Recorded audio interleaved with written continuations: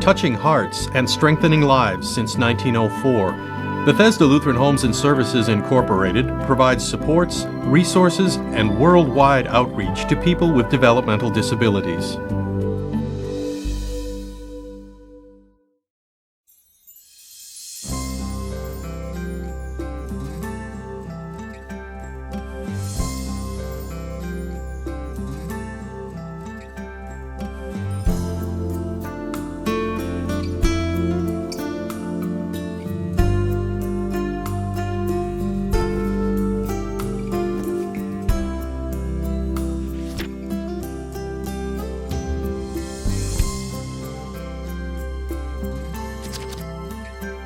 Have you ever tried to learn a skill and just couldn't seem to master the task? Maybe there was one subject that you always had trouble with in school. No matter how hard you tried to understand it, you just couldn't seem to comprehend it. What you may have been experiencing was a barrier to learning. For people with developmental disabilities, these barriers may affect how well they learn and how much they learn. By identifying the type of barrier a person has to their learning, you can develop ways to help them learn more efficiently. Today, we will look at 8 common barriers to learning.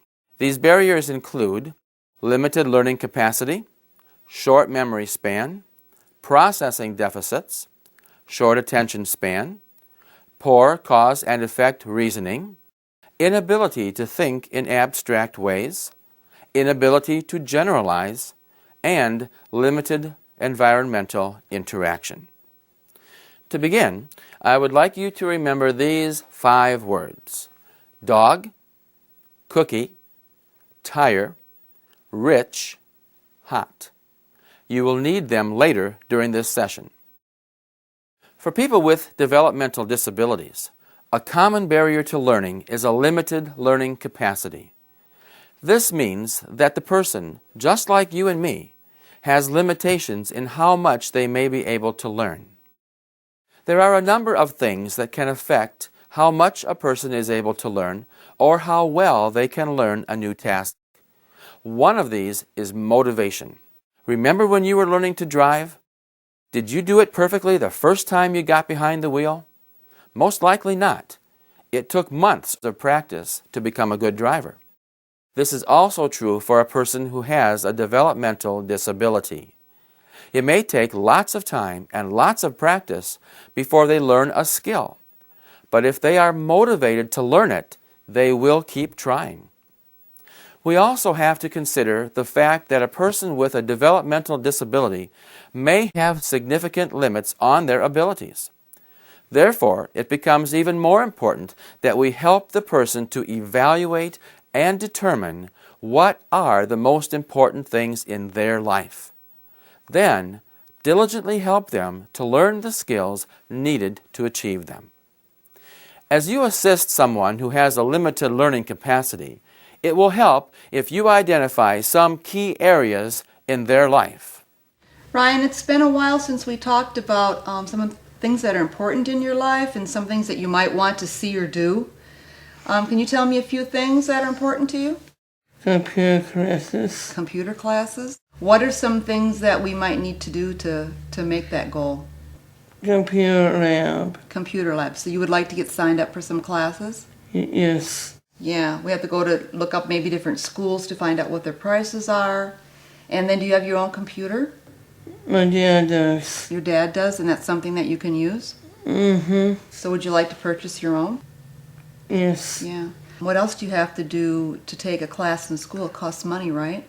Pay stubs. Yeah, so you have to save some money to do that, right? Yes. So that might be one of your first steps, is find out how much a course costs, and then save money enough so you can take that course, right? Yes. Okay, is that something that I might be able to help you with and that you think you're interested in doing? Yes. Okay. First, what is important to the person? In other words, what gives value to their life? As you saw in the earlier segment, people with developmental disabilities have goals and preferences in their life just like you and I do. knowing what is important to the person can help you assist them to learn the skills needed to accomplish their goals or to attain the supports they need. Next, help the person identify what they need to do to accomplish their goals and preferences. If this means that they need to learn a new task or skill, it should become a priority in the teaching that you do. Remember, there may be many things that a person identifies as goals, but there are just too many to learn at the same time. When this happens, you need to help them decide what are the most important ones and then focus on these areas. Because of their limited learning capacity, working on too many skills may mean that few, if any, skills are really learned. A person's goals in life change. Just because you asked the person once what their life goals were, doesn't mean that you know what they want out of life today. Continually re-evaluate and ask the person what they see as the priority in their life. That way, you can help them enhance their limited learning capacity by teaching the skills that are most important to them at the time. Another barrier to learning is a short memory span. When a person has a short memory span, it means that they may be able to do a task immediately after you have taught it. However, after some time has elapsed, they no longer are able to accomplish the task. In this next segment, notice how the person easily performs the task immediately after being taught it, but after some time has passed, they are unable to perform the task successfully. Carol, I'm going to teach you how to make toast today. What I want you to do is find the bread and put one slice into each slot and then push down the button.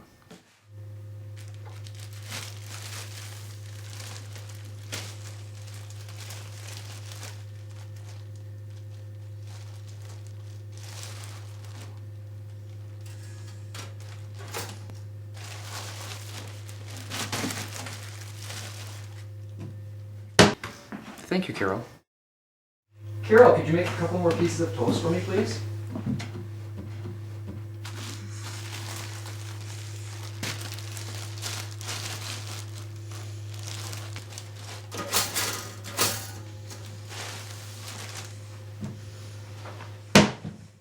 The key to helping people retain the skills they are learning is to continually repeat the skill. The more opportunities a person has to use the skill, the more likely it is that the skill will become permanently set in their memory. Once learned, the skill needs to continually be used or it may be forgotten. Now, let's go back to the 5 words I asked you to remember. What were they? If you couldn't remember all 5 words, you just experienced the effects of a short memory. If I had told you those words several times, would you have been more likely to remember them? When teaching a person with a short memory span, repetition is the key that aids in learning. Another barrier to learning involves how a person processes the messages they are receiving. Processing deficits exist when a person cannot properly understand the messages received by their senses.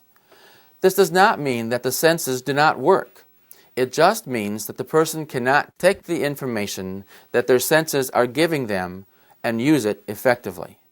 For instance, if someone has a processing deficit that involves their hearing, their ears may function perfectly, but the message that is received in their brain is not able to be processed and used. When this type of deficit is present, you need to identify other ways to help the person receive and use information. Okay, Chuck, now we need to dry your clothes. Okay. Let me show you, remember? First, we need to take them from the wash machine and put them in the dryer.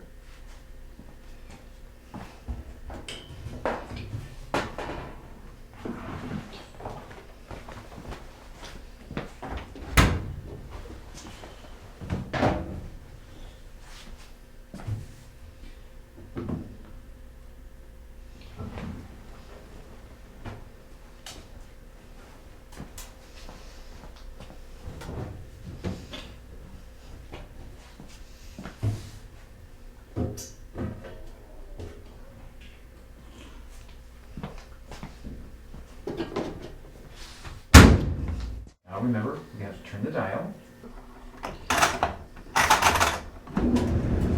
Thank you, Chuck. As you just observed, by using an alternative way to give the information to the person, learning and comprehension can occur. It may take some work to determine how to best teach the person, but the effort to find this out will result in better learning. Ask the people who know the person best how to better help them learn. Be observant as you support the person. When you see that you have assisted them to overcome their processing deficit, take note of how you accomplished it. Don't forget to write it down and communicate it to other people so that they can also help the person learn. Another barrier to learning is a short attention span. An attention span is how long a person can stay focused on a task. This varies from person to person. Some people will be able to stay at the same task for an extended period of time, while others will only stay focused for a very short period of time. One factor that can influence how long a person's attention span will last is their level of interest in what they are doing. If they really like it or have a strong desire to learn the task, they are more likely to stay focused on it than when they have no personal interest in it. This is one of the reasons it is important that goals are determined by the person, not by the staff. In order to plan quality learning experiences, know the attention span limits of the person you will be teaching, and plan your teaching to fit into their limits. This doesn't mean that you can only teach for that set amount of time, but you do need to vary tasks, teach in short formats, and engage all of the senses in the activity. This will help the person stay more focused on what they are doing and learning. Some people have difficulty seeing a cause and effect relationship. This means that they don't see how one action or decision affects something else. Corey, the other day you came to me and asked me if you could buy a TV set for your room. Is that something you still like to do? Yeah. Okay, so the first thing we need to do is probably go in your room and figure out where you're going to put it, and then how big of a TV that you can buy, depending upon where you're going to put it. Do you have an idea in mind where you'd like to put it? On top of my dresser. Okay, so then what we need to do is first either go to the store or go online and look at TV sets and see what type you'd like and how much money they are. Okay? And so what's the next thing we need to do? You need to save your money, right? Yeah. Yeah. So then we can sit down and figure out from which TV you picked out how much money you need to save each paycheck so that you're able to buy the TV set. Okay? Okay. That sound like a plan? Yeah. Let's go online right now and see what we can find. Yeah. Okay. Okay? Good morning, Corey. Time to go to work. No. You don't want to go to work today? No. Remember the other day, Corey, we went and looked for pictures of the TV set that you wanted to buy? And we found this picture of one. Remember this picture? You wanted to get this for your room? And also remember how we talked about that you would have to work? If you go to work, you can make money to purchase this. Would you like to go to work? Okay. Okay, let's go then, okay? When a person doesn't see the correlation between their actions and what happens in their life, it can impact many aspects of their life. For instance, this may have a direct impact on their safety. If a person is on a restricted diet for a health reason such as diabetes, but still eats foods with lots of sugar, this could put them at serious risk. Or maybe someone likes to go places and will ask anyone, even strangers, to give them a ride. They don't see that their request may put their life in danger. Sometimes poor cause and effect reasoning can influence relationships. I'm so mad with you. I'm so mad. You put my PTR. Because of John's forgetfulness, Chuck is upset at him. This could have lasting effects on their friendship. Poor cause and effect reasoning can also directly impact a person's ability to problem solve. If they can't plan how their decisions will impact their life, they will have difficulty making good decisions. For instance, a person may not understand that by choosing to make long-distance phone calls, they will be increasing their phone bill. Because they have this large bill to pay, they may not be able to do other things they want to do. In order to help people overcome this barrier to learning, you may need to use cues. This could be visual cues, like the ones you saw used for the person who was saving to buy a desired item. Or they may be verbal reminders. Role-playing can also be helpful in teaching people what can happen if they choose a particular course of action. Also, don't forget how important consistency is in all learning. The more you do and teach things in the same manner, the better the possibility that learning will occur. It is also important for people to see why something is happening in their lives. If they have been working on losing weight, point out the fact that good food choices are what makes a difference in successful weight loss. Can you imagine what it would be like to learn CPR without ever having a chance to practice on a mannequin? Do you think you would feel like you knew how to do CPR? Why do you think it is important to have hands-on learning?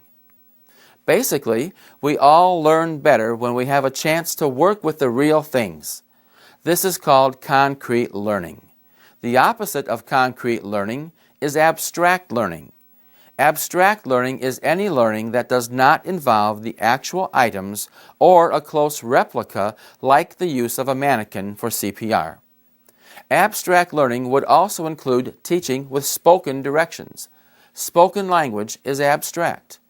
Concrete teaching would use our senses as part of the learning. The best learning often involves both abstract and concrete means. For instance, a cosmetology student will do a lot of reading, but will also practice on models so that he can use his senses to learn better before actually cutting someone's hair. People with developmental disabilities often struggle with abstract concepts. Pretend you had never heard of a mango before. If you really wanted to know what a mango was, you would probably learn much more if you could actually see, taste, touch, and smell one. If, however, no mangoes were available, I could describe them to you. You may learn something about mangoes, but you wouldn't have the same quality of learning as you did when you actually were able to use your senses to learn about them. A good example of concrete thinkers are small children. As long as a toy is visible to them, they will interact and play with it, but by simply covering it up and thereby moving it from the concrete to the abstract, it no longer exists in their thinking. When people have difficulty understanding abstract concepts, we must teach using the real items and environments. They need to be using as many senses as possible to enable them to learn and use a skill. Another barrier to learning that closely relates to this is the inability to generalize. This means that a person can learn a skill in one setting, but then not be able to translate that skill to a similar setting. We must teach the skill in the setting in which it will be used. If a person is learning to use money to buy things, teach the skill in a store or restaurant. If they are learning social skills to use in the community, teach in that setting. Remember that you need to teach with variety. Consider the possible settings where the person may use the skill or the other experiences associated with it, and include these in your teaching. This could include other locations where the skill will be used, or different people that may be involved in the use of the skill. Before a person can generalize a skill, they must first have learned that skill in a specific situation. It is important that they continue to use that skill so that it is maintained. When the skill is well learned and maintained, generalizing it to other settings becomes more likely. The better a skill is mastered, the easier it will be to translate it to other areas of a person's life. Many people with developmental disabilities have limited environmental interactions. This means that they have not had a lot of different experiences. They may not have had the opportunity to try new things, or maybe when they have, they had a bad experience, and now no longer wish to do anything that is different or new. Or maybe they have lived most of their life in a setting that did not give them a chance to get out in their community and have a variety of experiences. People need to be encouraged to find and try new activities. Sometimes you will have to be the person that encourages and challenges people to try something different. Help people know where to find information about what is going on in their community so they can be involved in it. By not trying new things, a person may fail to expand the realm of possibilities in their life. Although choices may be available to them, they do not see the possibilities. This then can create a dependency on other people. This learning barrier may also involve learning about different objects or textures. Help people to use their senses to learn about unfamiliar things so they have a broader life experience. As we have discussed some of the more common barriers to learning that you may encounter when helping people with developmental disabilities, it is important to remember that everyone can learn. You need to be continually observing for ways to best assist the people you support to learn and grow. Just because someone has a deficit to learning does not mean that they are not valuable members of society. It is your responsibility to be assisting the people you support to continue